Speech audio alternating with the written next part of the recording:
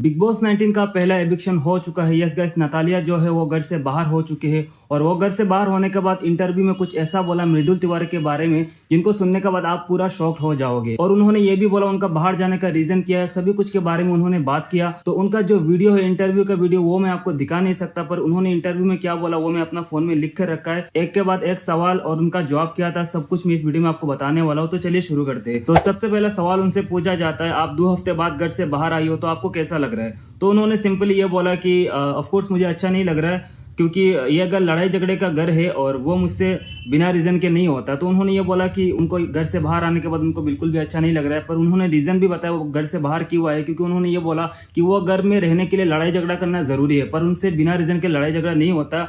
कोई भी बंदा मेरे साथ सामने से लड़ाई नहीं कर रहा था तो मैं उससे लड़ाई कैसे करूं। तो उन्होंने ये बोला कि उनको लड़ाई करने के लिए पहले सामने से कोई आके उनके साथ स्टार्ट करे, जो किसी ने उनके साथ स्टार्ट नहीं किया, जिसकी वजह से बिग बॉस को टीआरपी नहीं मिल रहा था और उनको एविक्ट कर दिया गया है। तो यहाँ पर एक चीज जो थी उन्होंने ध्यान नहीं था, जहां पर मृदुल तिवारी के साथ उनका एक अच्छा बॉन्ड बन रहा था, जहां पर मृदुल तिवारी काफी टाइम यहाँ पर नतालिया के साथ फ्रेंडशिप बनाने की कोशिश कर रहे थे, अच्छा दोस्त बनने की कोशिश कर रहे थे। यहाँ पर नतालिया ने ये गलती कर बैठी, मृदुल के साथ जो निभाना था वो उन्होंने शायद काफी हद तक निभा नहीं पाए, जिसके कारण ऑडियंस ने उनको लाइक नहीं किया और उनको वोट कम दिया, जिसके कारण उनको घर से बाहर होना पड़ा। तो अब उनको दूसरा सवाल पूछा जाता है, बिग बॉस के घर में आपका अच्छा दोस्त कौन था। इसके जवाब में नतालिया यहाँ पर बोलते हैं, मेरा अच्छा दोस्त थे बसीर अली थे, मृदुल तिवारी थे, तानिया मित्तल थे। तो यहाँ पर हमने भी देखा है कि नतालिया काफी टाइम तानिया मित्तल और बसीर अली के साथ भी दिख रहे थे और सबसे ज्यादा टाइम उनको मृदुल तिवारी के साथ बिताया, जिसकी वजह से उनको लोग पहले लाइक कर रहे थे, पर जब मृदुल तिवारी को वो इग्नोर करने लगे, लोग भी उनको इग्नोर करने लगे। तो यहाँ पर उनको तीसरा सवाल ये पूछा जाता है, मृदुल के साथ आपका कोई पर्सनल कनेक्शन है।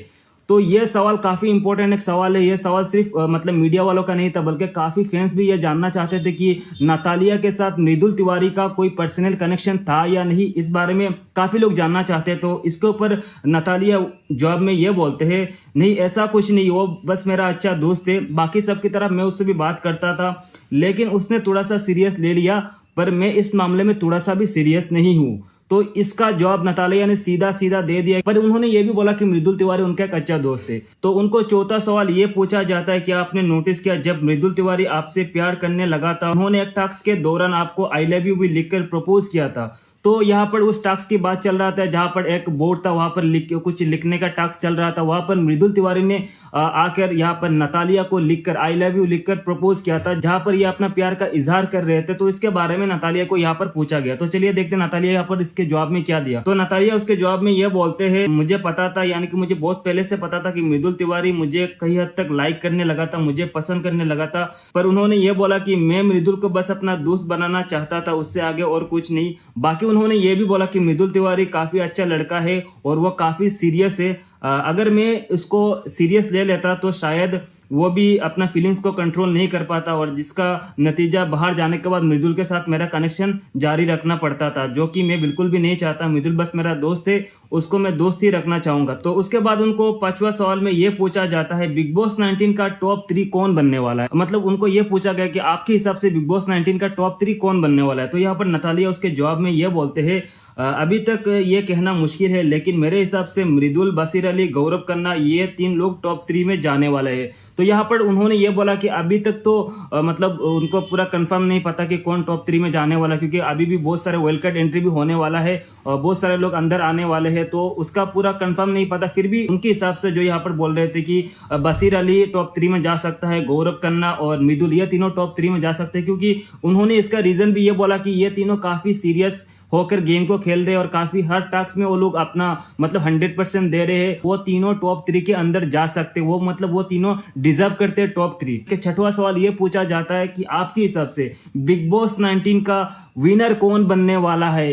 तो गाइज ये सवाल जो है मेरे हिसाब से काफी मुश्किल सवाल था, क्योंकि इसका अभी तक मतलब कोई भी नहीं बोल सकता, क्योंकि बिग बॉस 19 का घर में इस बार जो भी कॉन्टेस्टेंट आए अभी तक इतना बड़ा कंट्रोवर्सी क्रिएट नहीं हुआ है। बस नॉर्मली वो लोग गेम खेल रहे थे, पर उनको अभी तक पता भी नहीं है कि कौन अच्छा कॉन्टेस्टेंट यहाँ पर एंट्री किया है, और आगे भी बहुत सारा वेल कार्ड एंट्री होने वाला है। तो हो सकता है इनसे भी बढ़िया कोई कॉन्टेस्टेंट घर के अंदर आने वाला है। तो किसी को भी कंफर्म नहीं पता है कि बिग बॉस 19 का असली विनर कौन बनने वाला है। तो नतालिया यहाँ पर ये बोलते हैं कि इस बात पर ऊपर। ये काफी हार्ड सवाल पूछा गया, इसका तो मैं जवाब नहीं दे सकता, पर मैं इतना बोल सकता हूँ कि मैं चाहता हूँ मृदुल तिवारी इस शो को जीते, क्योंकि वो मेरा अच्छा दोस्त है और ये डिजर्व भी करता है। क्योंकि मृदुल तिवारी का बाहर का जो सपोर्ट आप लोगों ने देखा है, जो नतालिया ने भी देखा है, उनको वोटिंग में हमेशा उनका नंबर 1 पे आ रहे थे, तो जिसके कारण उनका सपोर्ट की वजह से टास्क वगैरह में जितना भी एफर्ट्स लगा रहे थे, उनके हिसाब से मृदुल तिवारी को यहाँ पर विनर बनना चाहिए था, जो कि नतालिया यहाँ पर बोलते हैं। तो यहाँ पर नतालिया को इन सब सवाल पूछा गया, जिसका जवाब नतालिया ने ये दिया है।